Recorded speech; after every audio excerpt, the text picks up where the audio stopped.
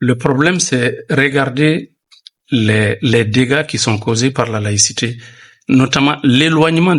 Aujourd'hui, si vous prenez la société malienne, quand vous regardez la jeunesse, d'abord le système éducatif qui a échoué à 100%, système éducatif, parce que l'éducation, ce n'est pas de donner des diplômes de docteur ou d'ingénieur, c'est aussi construire un être humain. C'est éduquer un être humain, c'est le produit fini, c'est ce qui importe, c'est pas le diplôme. Aujourd'hui, regardez la délinquance, regardez l'immoralité, regardez la drogue, regardez la toxicomanie, regardez au Mali aujourd'hui la prostitution à ciel ouvert. On a livré le pays à des Chinois qui viennent, qui ouvrent des bars dans tous les quartiers. Vous pensez que tout ça, c'est la faute à la laïcité? C'est exactement ça, c'est la laïcité. Non, en quoi cela est la faute à la laïcité? Ça veut dire quoi? Ça veut dire qu'en réalité, je vais vous dire pourquoi c'est la faute. Pour vous, la non-laïcité, selon vous, consiste à confisquer les libertés qu'on considère comme acquises. Les acquis démocratiques. Est-ce que autrement dit, est-ce que votre conception de la laïcité est compatible à tout ce qui est considéré aujourd'hui dans ce pays comme acquis démocratique et acquis en termes de liberté? Premièrement, je veux que vous mettiez une distinction entre liberté et libertinage. C'est deux choses différentes. Et ça, c'est très important à comprendre. Mais il va de soi que ce qui est considéré comme acquis la même chose. En termes de liberté, ce n'est pas le libertinage. Non, ce n'est pas le libertinage. Non, il faut lever certaines équivoques. Ce n'est pas le libertinage qui est considéré comme acquis, mais les libertés. Il va peut-être tenter de répondre à la question. Vous n'avez pas à me donner une explication, une différence entre les deux. Alhamdulillah, je connais la différence entre les deux. Mais c'est toi qui sembles les confondre. Il y a une distinction nette entre liberté et libertinage. Nous sommes pour la liberté, mais nous sommes contre le libertinage. Ça, c'est un. Deuxième chose, on aurait dû commencer par ça. La définition de la laïcité. Il faut qu'on revienne là-dessus. La définition de la laïcité, c'est pas la démocratie. L'Angleterre a une religion d'État qui est l'église anglicane. La reine d'Angleterre, elle est officiellement la protectrice de la religion officielle du pays qui est l'église anglicane. Et c'est le pays le plus démocratique de la planète. C'est le premier pays démocratique. Le pays le plus laïque aussi. Parce que ça accepte les autres. C'est le pays le plus laïque. Le problème. Non. Ne m'interrompez pas, s'il vous plaît. Non. Laissez-moi vous expliquer les choses. Non, parce que il y a une confusion. Il faut qu'il comprenne que la laïcité ne se réduit pas au mot. Abdurrahman. Au mot laïcité. S'il te plaît. Ça englobe tout un Après, vous allez réagir à sa réponse. Vous allez réagir à sa réponse. C'est ça le problème. Allez-y. On revient dans le même problème. Allez-y. Moi, s'il vous plaît. Allez-y. Si vous m'invitez ici à un débat, il faut me laisser parler. Allez-y. C'est la moindre des choses. Oui, allez-y. La laïcité, il faut d'abord la définir.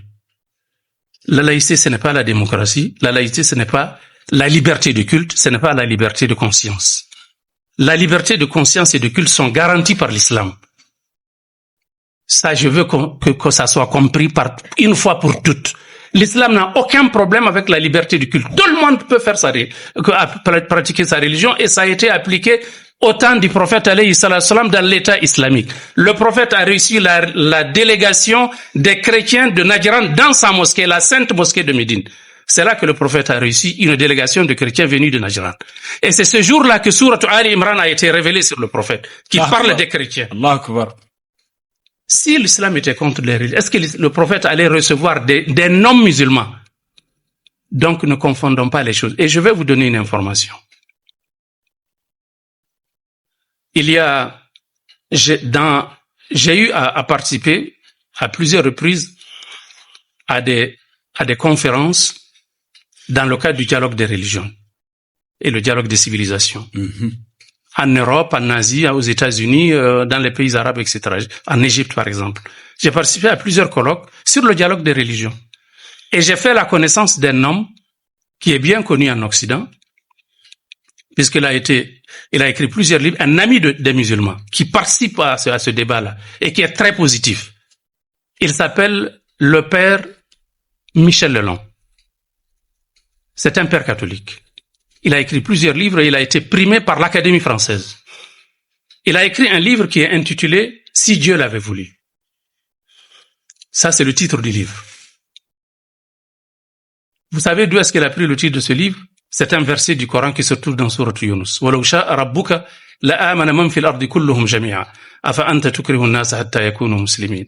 C'est ce que le verset dit. Qu'est-ce que le verset? Je vous explique le verset. Oui. Sylvain, si ça commence à devenir un soliloque. Parce que là, le temps, on a un temps aussi à gérer. Il termine, très sérieusement. Oui, termine. Il faut que les gens le sachent aussi qu'on a un temps à gérer. Allez-y. C'est vrai qu'il faut donner aux invités le temps de parler, mais il faut pas que ça devienne un soliloque. Allez-y, voilà. Allez-y, terminez, Diallo. Terminez, allez-y. Très bien, si vous voulez pas que j'intervienne. Non, allez-y, mais allez-y, je vous en prie. Il y a les gens, s'il vous plaît, allez-y, Diallo. Parce que le titre de ce livre, je disais que c'est un verset du Coran, le verset du Coran qui dit que si Dieu l'avait voulu, Dieu s'adresse au prophète Mohammed sallallahu alayhi wa sallam dans le verset, si Dieu ton Seigneur l'avait voulu, il aurait fait de tous les humains des croyants. Est-ce toi qui vas forcer les gens à devenir musulmans? Ici, si Dieu réprimande, il s'adresse à son prophète pour le lui dire. Tu peux pas changer les gens, tu peux pas transformer les gens en croyants. C'est Dieu qui le fait, c'est une lumière que Dieu met dans le cœur des gens. C'est pour vous expliquer un peu la position de l'islam par rapport à la liberté du culte. Le problème n'est pas au niveau de la liberté du culte. Oui. Le problème est ailleurs. Il est où? C'est le fait d'écarter, d'éloigner l'être humain de Dieu. C'est un agenda mondial, il faut me comprendre. Il a parlé de libertinage, de la fermeture des bars et autres hôtels.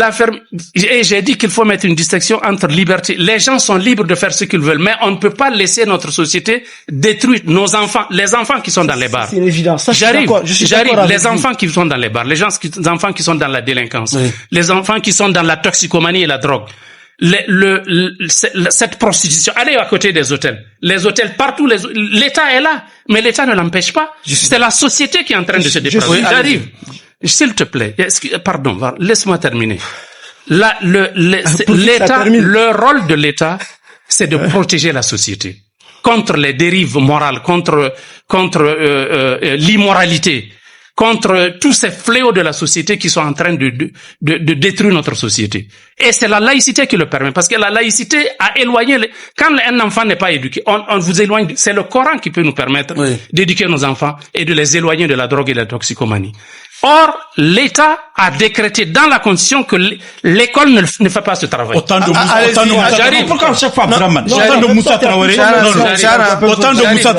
on va véritablement. L'État laïque a décidé que l'enfant ne peut pas, à l'école publique qui est financée par les contribuables musulmans, l'État ne peut pas, n'accepte pas que l'islam, que le Coran soit enseigné. Autant de Moussa Traoré. Vous trouvez ça normal? Autant de Moussa Traoré. D'accord, ce n'est pas normal. Moi, je suis d'accord je suis en phase avec vous, hein.